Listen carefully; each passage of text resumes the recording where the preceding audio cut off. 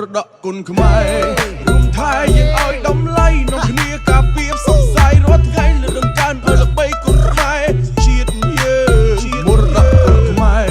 រួមថែកុំឲ្យបាត់បង់ក្បាច់គុណបុរាណដ៏ល្អផូរផង់ដូនតាចងក្រងបន្សល់អើយគុណខ្មែរសម័យពីដើមរកោឯឡើយមិនតាបង្កើតមកសម្រាប់ប្រយុទ្ធនៅខ្មែរសត្រូវកាលពីនៅទុនខ្សែគេធ្វើបាបដូចជាផ្លូវគំរាមឲ្យមើងងាយតាមតែពួកវាបញ្ជាដំរីយើកាត់ឲ្យចិត្តឲ្យពីដិតឲ្យជាបើសិនជាប៉ះនឹងគុណខ្មែរព្រៀបដូចវាយនឹងយ៉ាកណ្ដាប់ដៃឬធាក់គ្រប់ក្បាច់តាមវាឆ្លៃឬត្រជាបញ្ចេញស្មៀតមិនលាក់ជើងជន់នៅទីនេះគេសួរខ្ញុំជាស្អីខ្ញុំគឺខ្មែររ៉ាប់គុណខ្មែរអេមផៃជើងជន់នៅទីនេះកន្លែងដែរគេវាយមានតែឈ្នះហើយស្មើនឹងអ្នកបរាជ័យការរលដីខ្មែរត្រូវធ្វើអ្វីដែលមានន័យដូចជាខ្ញុំខំរ៉ាប់ប្រកួតខាងសម្ដីពេលដូចជាអ្នកប្រដៅឈាមហូរទៅ